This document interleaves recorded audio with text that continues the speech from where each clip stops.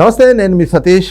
ఆంధ్రప్రదేశ్లో ప్రకంపనలు సృష్టించి దేశాన్ని కుదిపేస్తున్నటువంటి డ్రగ్స్ కుంభకోణం వ్యవహారంలో ఒక కొత్త చర్చ అయితే కనుక ప్రస్తుతం ఏపీ రాజకీయ వర్గాల్లో జరుగుతోంది.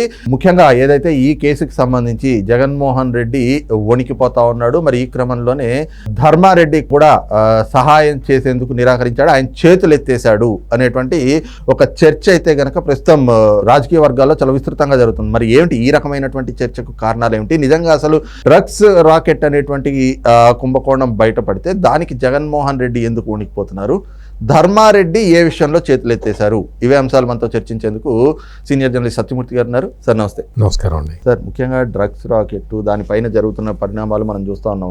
తెలుగుదేశం పార్టీ ఏమో ఇది వైసీపీ ఇది అని వాళ్ళ మీద, వైసీపీ వాళ్ళేమో లేదు ఇది ఇంట్లో తెలుగుదేశం లింకులు ఉన్నాయని చెప్పి వాళ్ళు, ఇలాంటి ప్రచారాలు, ఇలాంటి మాటల దాడి, ఈ పరిణామాల్లో ఒక కొత్త చర్చ, డ్రగ్స్ రాకెట్ కేసు తోటి వణికిపోతున్న జగన్మోహన్ రెడ్డి, చేతులు ఎత్తేసిన ధర్మారెడ్డి. ఏంటి సార్ ఇలాంటి చర్చలకు, ఇలాంటి ప్రచారాలకు కారణం?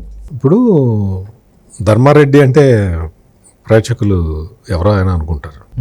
ఆయన టీటీడీ బోర్డు ఈవో. ఆయన ఏంటి అంటే ఆయన డిఫెన్స్లో పనిచేస్తాడు. ఆయన మాతృ సంస్థ డిఫెన్స్.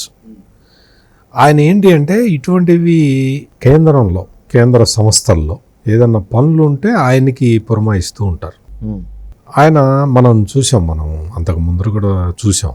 ఆంధ్రజ్యోతి పత్రికలో ఒక పెద్ద వ్యాసం ఒకటి వచ్చింది. ఒక జడ్జికి ఈయనేదో ఒక కాస్ట్లీ గిఫ్ట్ డైమండ్ వాచ్ ఇవ్వబోయాడని, దాన్ని జడ్జి తిరస్కరించాడని. ఆ తర్వాత మనం రఘురామకృష్ణరాజుని లాకప్లో వేసి కొట్టినప్పుడు గుంటూరు ప్రభుత్వ వైద్యశాల వాళ్ళు ఈయనేం కొట్టలేదు అని రిపోర్ట్ ఇచ్చారు. దానికి ఆయన సుప్రీంకోర్టుకి వెళ్తే సికింద్రాబాదు మిలిటరీ హాస్పిటల్లో ఈయనకి వైద్య పరీక్షలు చేయించండి అని చెప్పి సుప్రీంకోర్టు ఆదేశాలు ఇచ్చింది. ఆదేశాలు ఇస్తే రఘురామకృష్ణరాజుని గుంటూరు సబ్ జైలు నుంచి సికింద్రాబాదు షిఫ్ట్ చేసే క్రమంలో ధర్మారెడ్డి అక్కడ ఉన్నాడు. ఆయన కూడా డిఫెన్స్కి సంబంధించిన వ్యక్తి కాబట్టి అక్కడ డాక్టర్లని ఇన్ఫ్లుయెన్స్ చేయటానికి ప్రయత్నం చేసి, అంటే రఘురామకృష్ణరాజుని లాకప్లో కొట్టలేదు అని రిపోర్టు ఇచ్చే విధంగా అక్కడ మిలిటరీ ఆసుపత్రుల్లో డాక్టర్ల మీద తన ఇన్ఫ్లుయెన్స్ని ప్రయోగించాడు అనే విషయాన్ని రఘురామకృష్ణరాజు చెప్పాడు.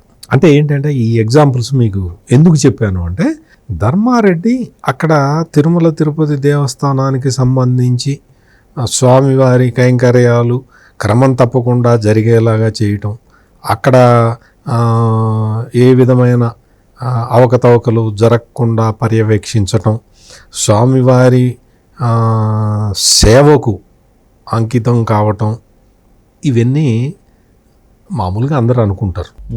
ఏ ముఖ్య కార్యనిర్వహణాధికారి అయినా ఇవే పనులు చేస్తాడు అని చాలామంది అనుకుంటారు. కానీ ధర్మారెడ్డి చాలా పనులు చేస్తాడు. ఇందాక నేను చెప్పిన 2 ఎగ్జాంపుల్స్ కూడా దీనికి సంబంధించినవి.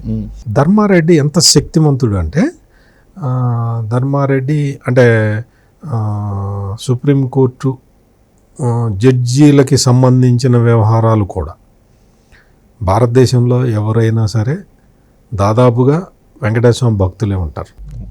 వాళ్ళు ఏదో ఒక దశలో వెంకటేశ్వర స్వామిని దర్శించుకోవడానికి వస్తారు. ఈ కీలకమైన విషయం వాళ్ళందరికీ తెలుసు కాబట్టి ఆ కీలకమైన పొజిషన్లో ధర్మారెడ్డిని పెట్టుకొని ఉన్నారు. ఈయన వాళ్ళందరికీ దర్శనాలు చేయించడం, తీర్థప్రసాదాలు అందజేయటం, వాళ్ళు భక్తితోటి వస్తారు. వాళ్ళ భక్తిని మనం శంకించాల్సిన అవసరం లేదు. ఆ సౌకర్యం కల్పించటంలోనే కొంత ఇది జరుగుతుందనేది ప్రధానమైన ఆరోపణ. ఇప్పుడు ఏంటి అంటే, డ్రగ్స్కి సంబంధించి చాలా ఇది మొత్తం మీరు ఆంధ్రప్రదేశ్లోనే అనుకోమాకండి, దేశవ్యాప్తంగా చర్చ జరుగుతున్నది. ఒక మన దేశంలోనే కాకుండా డ్రగ్స్కి సంబంధించి చాలా తీవ్రమైన ఆందోళనలో మునిగి తేలుతున్న దేశాలన్నీ కూడా ఆంధ్రప్రదేశ్లో ఇంత పెద్ద డ్రగ్ కంటైనర్ దొరికింది అనేటప్పటికీ ఉలిక్కిపడ్డాయి. ఈ కేసులో మీరు నిశితంగా గమనిస్తే, ఈ కేసు ఎప్పుడైతే బయటకు వచ్చిందో, అంటే సిబిఐ రైట్ ఇంటర్పోల్ నుంచి సమాచారం రావటం, సిబిఐ చేయటం, దీంతో సంజయ్ ఆక్వా ఎక్స్పోర్ట్స్ అనే ఒక కంపెనీ దీని వెనక ఉంది అని ఈ వివరాలన్నీ బయటకు వచ్చేసరికి వెంటనే వైసీపీ రాజకీయ దాడి మొదలుపెట్టింది. వైసీపీ రాజకీయ దాడి మొదలుపెట్టేసి మొత్తం ఇష్యూని డైవర్ట్ చేయడానికి చాలా విశ్వ ప్రయత్నాలు చేసింది. ఇక్కడ ఈ ప్రయత్నాలు జరుగుతుండగానే అసలు అక్కడ ఏం జరుగుతున్నది అంటే సిబిఐ హెడ్ క్వార్టర్స్లో ఏం జరుగుతుందో తెలుసుకోవాల్సిన అవసరం కూడా ఈ డ్రగ్ మాఫియాకు ఉన్నది. ఎందుకు సిబిఐ ఎడిపోతున్నది? సిబిఐ ఆఫీసరు, ఇన్వెస్టిగేటివ్ ఆఫీసర్ ఎవరు, ఆయనకి ఎవరు సన్నిహితులు, వాళ్ళ దగ్గరికి ఎట్లా అప్రోచ్ కావాలి, ఇటువంటి క్యాలిక్యులేషన్లన్నీ ఈ డ్రగ్ మాఫియా చేస్తుంది అనేది ఇప్పటికే బయటకు వచ్చిన వాస్తవం. అంటే వీటన్నిటినీ మనం ధర్మారెడ్డికి ఆపాదించలేము, కానీ ఆన్ రికార్డ్ ఆపాదించలేము.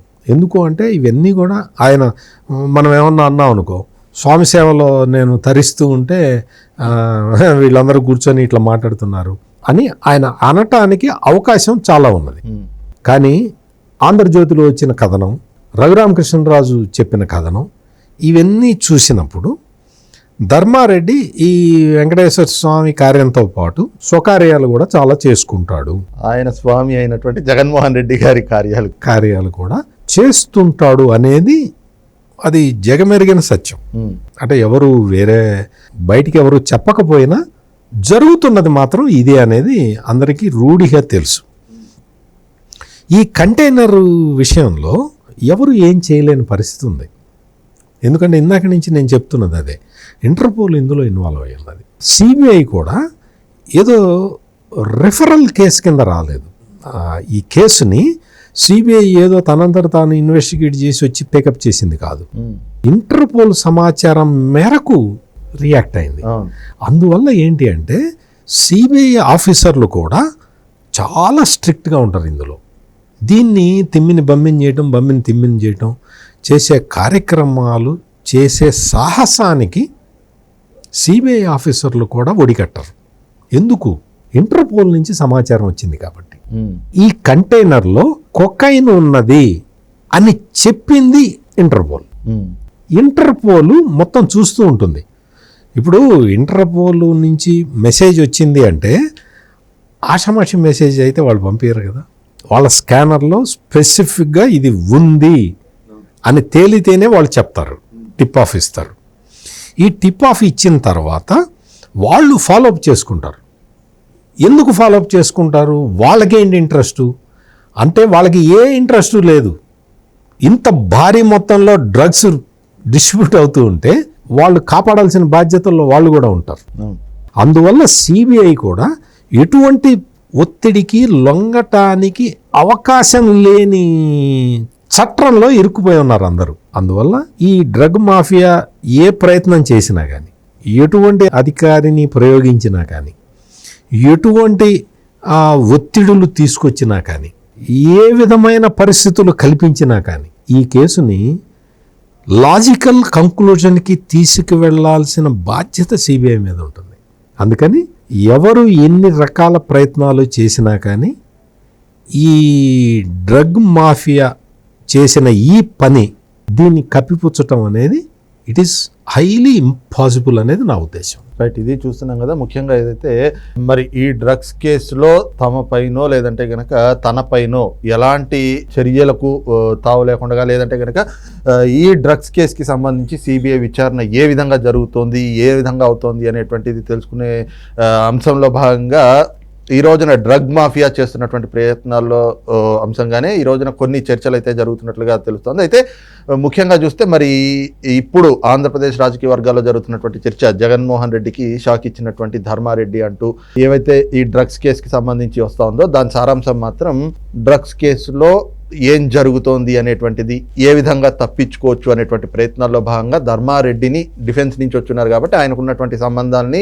వీటన్నిటినీ కూడా ఉపయోగిద్దామని జగన్మోహన్ రెడ్డి చూస్తున్నాడు. అయితే ఆయన కూడా ఈ కేసులో నేనేం చేయలేను అంటూ చేతులు ఎత్తేసినట్లుగా అయితే జరుగుతున్న ప్రచారానికి బట్టి అర్థమవుతా ఉంది అన్నటువంటి భావన కూడా సీనియర్ జర్నలిస్ట్ సత్యమూర్తి గారు వ్యక్తం చేస్తూ ఉన్నారు. Thank you.